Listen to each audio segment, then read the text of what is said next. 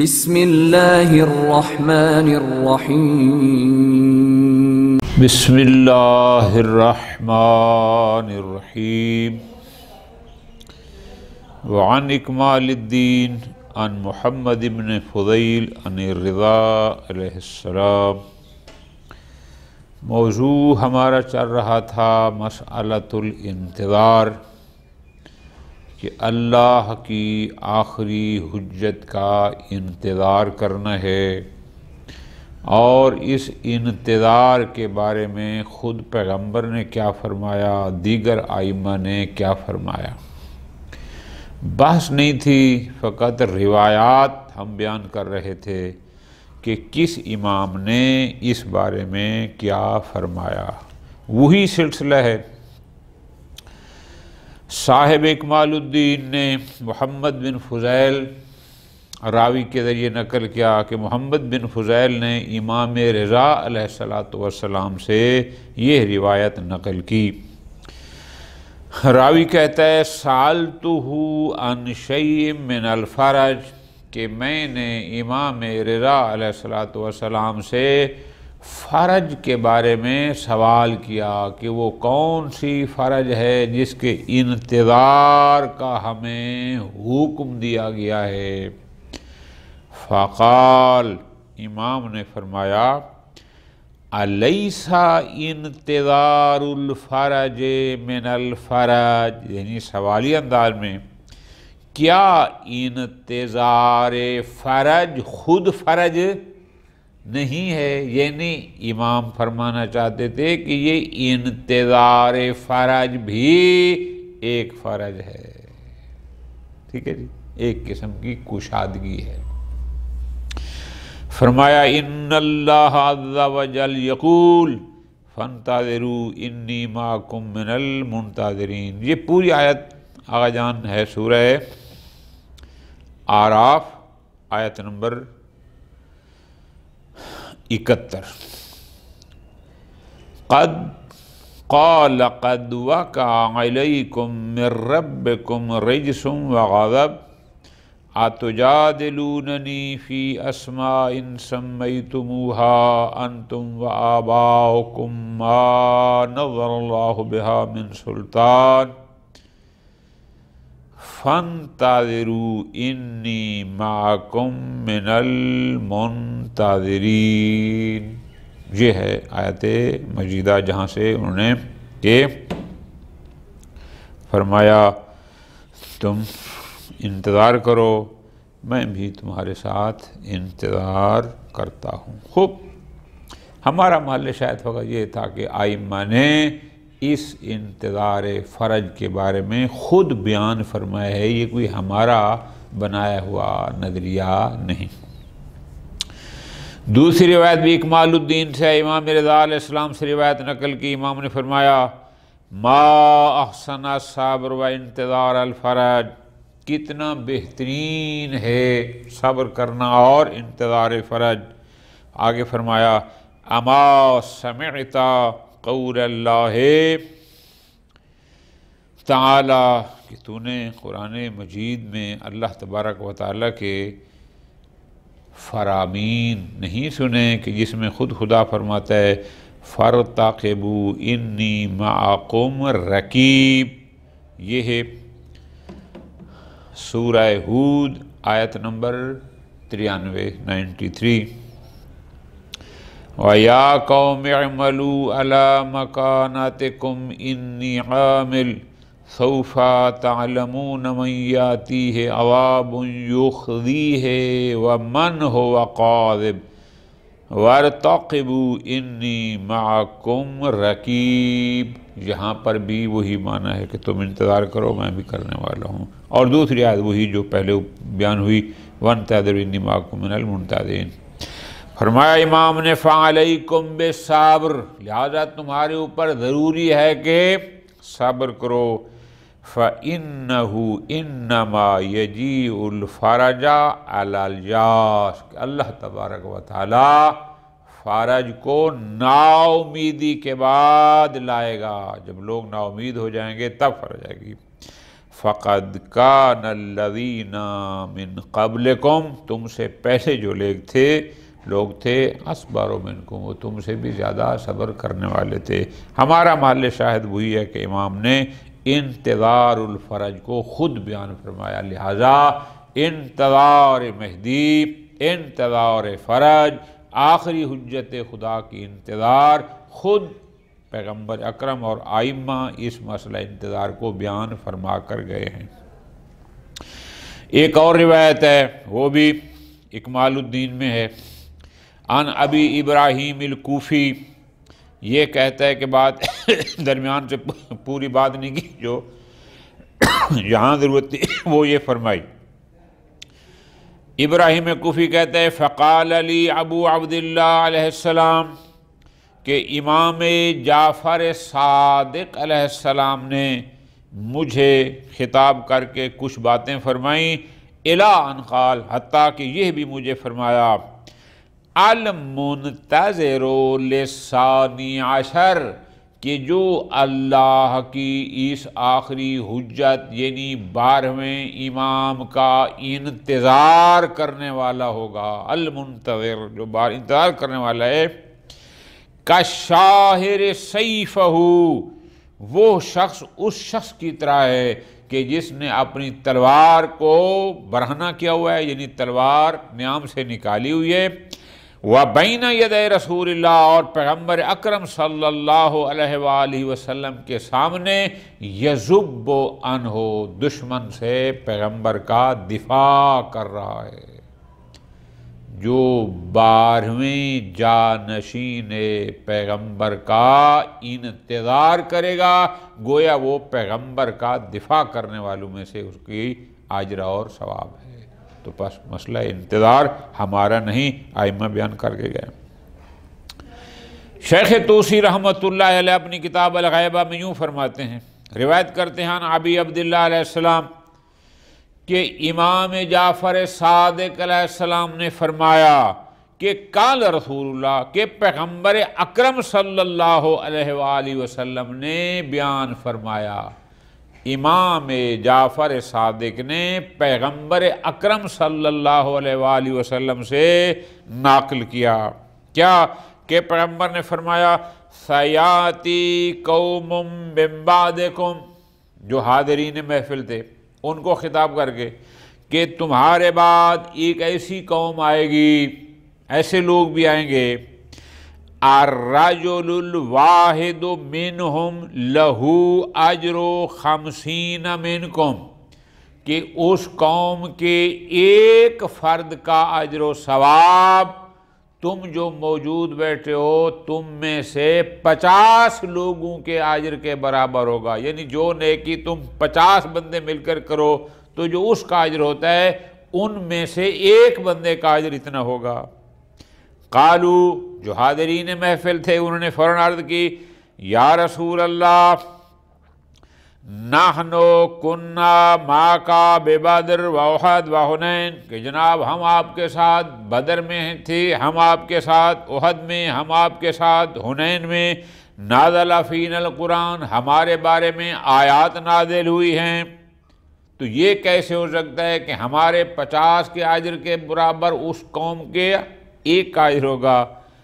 فقال، پیغمبر نے جواب میں فرمایا، انکم لو تحملوا لما حملوا یحملوا، کہ تم وہ کچھ برداشت کرتے جو ان لوگوں نے برداشت کیا، ٹھیک ہے جی، یا تم پر وہ حامل کیا جاتا، جو تم پر وہ بوجھ ڈالا جاتا جو ان پر ڈالا گیا ہے، اگر مجہول پڑھیں گے، لم تصبروا صبرہم، تم ان جیسا صبر نہیں کر سکتے تھے۔ سمجھ آ گئی؟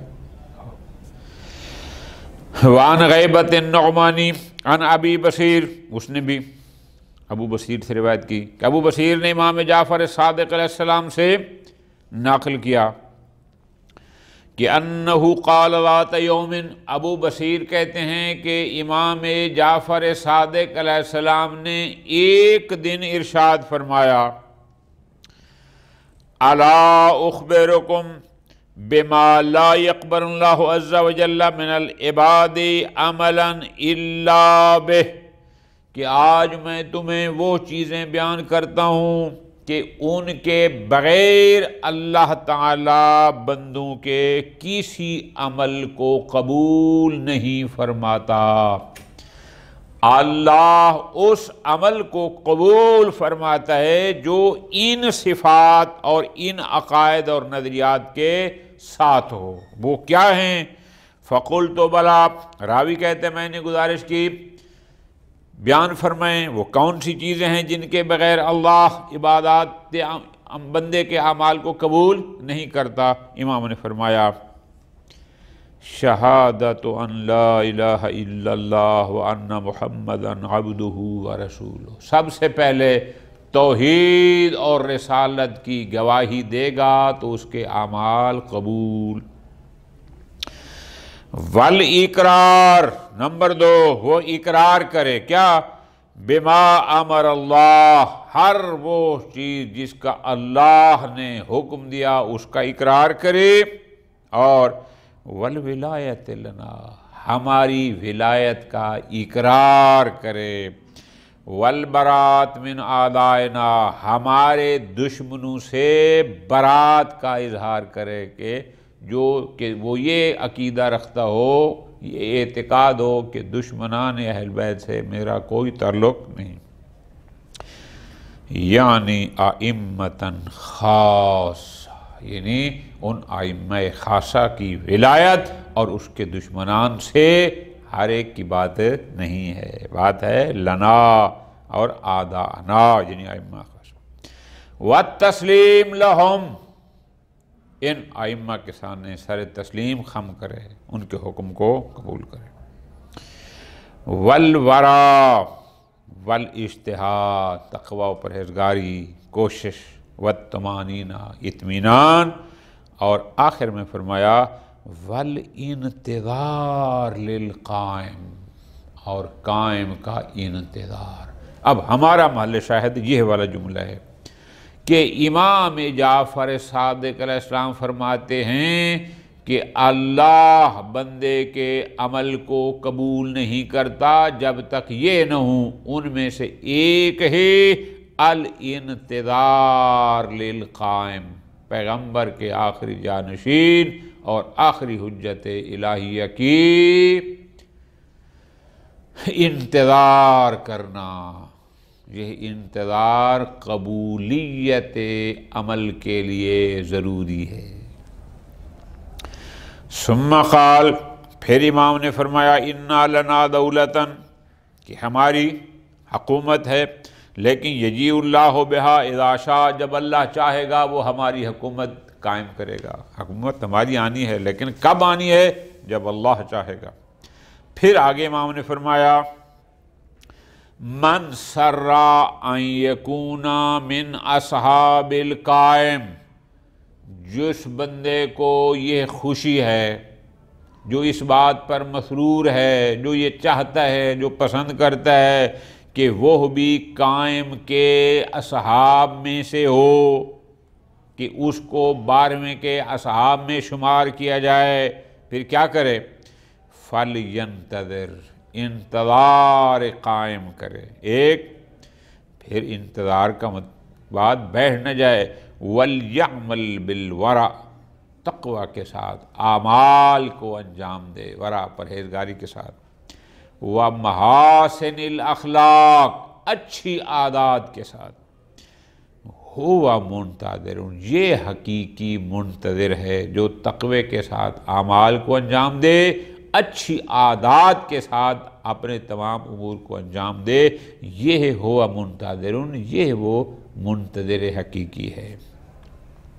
فرمایا فَإِن مات، اگر ایسا بندہ اس دنیا سے چلا بھی گیا، وقام القائم بعدہ، اور قیام قائم اس کے جانے کے بعد ہوتا ہے، تو بھی کان لہو من العجر، اس جانے والے بندے کے لیے بھی وہی اجر ہوگا، مثل اجر من ادرکہ، کہ اس شخص کے اجر جیسا جو قائم کی حکومت کو درک کرے گا اور قائم کا معاون ہوگا، جو اجر اس کا ہوگا اس پہلے مر جانے والے کا اجر بھی وہی ہوگا۔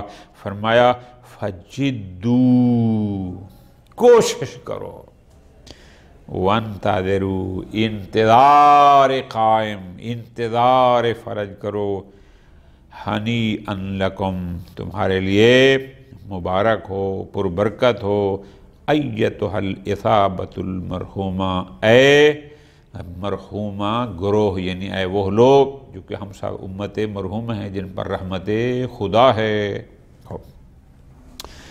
ایک اور حدیث یہ بھی نعمانی کی غیبت میں سے ہے، یعنی نعمانی کتاب الغیبت اس میں سے، وہ کیا؟ ان ابی بصیر، کہ ابو بصیر سے روایت ہے، ابو بصیر کہتا ہے قلت لابی عبداللہ علیہ السلام، میں نے امام جعفر صادق علیہ السلام کی خدمت میں عرض کیا، جعلت فداک مت الفرج، جناب بیان فرمائیں یہ جو فرج کے اتنے فضائل سب نے بیان کیے پیغمبر سے لے کر آپ تک، یہ فرج کب ہوگی؟ فقال، جناب امام جعفر صادق نے ارشاد فرمایا، یا ابا بصیر انت ممن یرید الدنیا، کیا تو بھی ان لوگوں میں سے ہے جو دنیا کا ارادہ رکھتے ہیں؟ مراد کیا؟ یہ نہ کہو متا کہ فرج کب ہوگی، یہ تو دنیا دار لوگ پوچھتے ہیں، آپ نہ پوچھیں۔ کیوں؟ من عرف حوض الامر، جس کو پتہ چل گیا کب ہوگی، فرج عنہ بانتظارہ، وہ انتظار فرج سے آزاد ہو گیا، یعنی اس کی پھر وہ انتظار کا مطلب بھی یہ ہے کہ آپ کو پتہ نہ ہو کہ وہ کب ہوگا ظہور، فرج کب ہوگی۔ اسی طرح ایک اور روایت امیر المومنین علیہ السلام سے نقل ہوئی کہ امیر المومنین فرماتے ہیں انہو قال، کہ قال رسول اللہ صلی اللہ علیہ وآلہ وسلم، امیر المومنین ارشاد فرماتے ہیں کہ پیغمبر اکرم صلی اللہ علیہ وآلہ وسلم نے خود فرمایا، یا ابا الحسن، چونکہ امیر المومنین کی کنیت ابو الحسن ہے، یا ابا الحسن حقیق علی اللہ ان یدخل اہل ظلال الجنت، اللہ پر یہ حق ہے، اس کے لائق ہے کیا؟ کہ وہ اہل ضلال کو جنت میں داخل کرے۔ اب لفظی معنی تو ہے گمراہ یا راستہ گم کرنے والے، ٹھیک ہوگی، نہ پہچاننے والے، معرفت نہ رکھنے والے، مثلا یہ ہے۔ پھر آگے فرمایا انما انا، یہ اہل ضلال سے کون مراد ہیں؟ گمراہ، راستہ گم کرنے والے، اور اللہ ان کو جنت میں داخل کرے۔ امیر المومنین فرماتے ہیں انما انا بہذا، اس اہل ضلال سے پیغمبر اکرم صلی اللہ علیہ وآلہ وسلم کی مراد کیا تھی؟ المومنون الذین قاموا فی زمن الفتنۃ علی الاہتمام بالامام الخفی المقام، اس سے مراد وہ مومنین جو فتنوں کے زمانے میں، ظالم حکومتوں کے دور میں بھی ایسے امام کی اقتداء میں قائم رہے، الخفی المکان، جس امام کے مکان کا بھی ان کو پتہ نہیں تھا، المستور عن العیان، ایسا امام جو ان کی آنکھوں سے بھی اوجھلتا، لیکن وہ مومنین بے امامت ہی مقرون، پھر بھی اس کی امامت کا اقرار کرنے والے ہیں، وَبِعُرْوَتِهِ مستمسکون، اور اسی کی رسی سے تمسک کرنے والے، یعنی کیا ان کا تعلق اس امام سے ہے۔ وَلِخُرُوجِهِ مُنْتَظِرُونَ، اور اس امام کے ظہور کا انتظار کرنے والے ہیں۔ موقنون، یقین کرنے والے ہیں، غیر و شاکین، ان کو اس امام پر، اس کے ظہور پر کوئی شک ہی نہیں ہے۔ صابرون، ظالموں کے ظلم پر صبر کرنے والے ہیں۔ مسلمون، حقیقی مسلمان ہیں، اہل اسلام ہیں۔ تو پھر ان کو پیغمبر نے اہل ضلال کیوں کہا؟ فرماتے ہیں انما ضلوا عن مکان امامہم، چونکہ وہ امام کہاں ہیں اس جگہ سے بھی وہ گمراہ، یعنی اس جگہ کو بھی نہیں پہچانتے۔ وَعَن معرفت شخص ہی، چونکہ امام تو اسی دنیا میں ہے، لیکن شخص امام کی، یہ امام ہے، اس کو بھی وہ نہیں جانتے۔ اس بنیاد پر کہا گیا کہ ان کو اللہ اہل ضلال اور اللہ ان کو جنت میں داخل کرے گا۔ مراد اس کے ساتھ مومنین ہیں، نہ کہ وہ گمراہ جو حق سے گمراہ ہوتے ہیں، وہ مراد نہیں ہے۔ صاحب اکمال الدین نے ایک اور روایت نقل کی ہے علی بن محمد بن زیاد سے، وہ کہتے ہیں کتبت الی ابی الحسن علیہ السلام، میں نے ابو الحسن، عام طور پر جب ابو الحسن کے ساتھ کوئی الثانی الثالث یا اول نہ ہو تو مراد امام موسیٰ کاظم علیہ السلام ہوتے ہیں، غالباً شاید یہی ہو، چونکہ تحریر یہ لکھتی ہے۔ وہ کہتے ہیں میں نے لکھا امام علیہ السلام کی طرف، اسألہ عن الفرج، کہ جناب یہ جو فرج ہے اس سے کیا مراد ہے، ہمیں اس کے بارے میں کوئی سمجھاؤ کہ اس کے جو فضائل مناقب آپ نے بیان کیے، زمانہ پیغمبر سے انتظار فرج کی بات چل رہی ہے، یہ فرج کیا ہے؟ امام نے فرمایا مختصر فکتب الیہ، امام نے مجھے جواب میں یہ لکھ کر بھیجا، اذا غاب صاحبکم عن دار الظالمین، جب تمہارا صاحب، یعنی جب تمہارا صاحب الاثر ظالمین کے گھر سے غائب ہو جائے، فتوقعوا الفرج، پھر فرج کی امید کرو۔ ہمارا صاحب الاثر بھی دار ظالمین سے غائب ہے، تو ہمیں بھی حکم ہے کہ ہم فرج کا انتظار کریں، امید کریں۔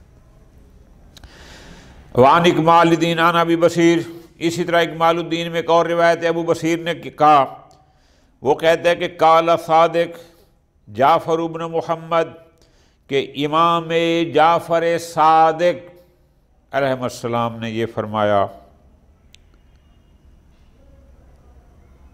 امام جعفر صادق علیہ السلام نے فرمایا فی قول اللہ عز وجل، اس آیت مجیدہ کے بارے میں۔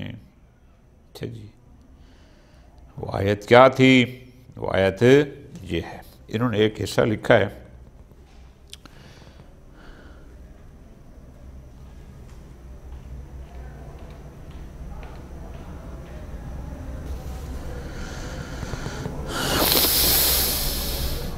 پوری آیت یہ ہے، میں آپ کو پوری آیت پڑھ دیتا ہوں۔ سورہ انعام آیت نمبر 158، پوری آیت یہ ہے، حَلْ يَنْظُرُونَ إِلَّا أَن تَأْتِيَهُمُ الْمَلَائِكَةُ أَوْ يَأْتِيَ رَبُّكَ أَوْ يَأْتِيَ بَعْضُ آيَاتِ رَبِّكَ يَوْمَ يَأْتِي بَعْضُ آيَاتِ رَبِّكَ لَا يَنْفَعُ نَفْسًا إِيمَانُهَا لَمْ تَكُنْ آمَنَتْ مِنْ قَبْلُ أَوْ كَسَبَتْ فِي إِيمَانِهَا خَيْرًا قُلِ انتظروا إِنَّا مُنتظرُونَ۔ اس آیت کے بارے میں امام نے فرمایا کہ جس دن کی بات ہو رہی ہے، یوم خروج القائم المنتظر منا، یہ اس دن کی بات ہو رہی ہے جب ہم میں سے قائم ظہور فرمائے گا۔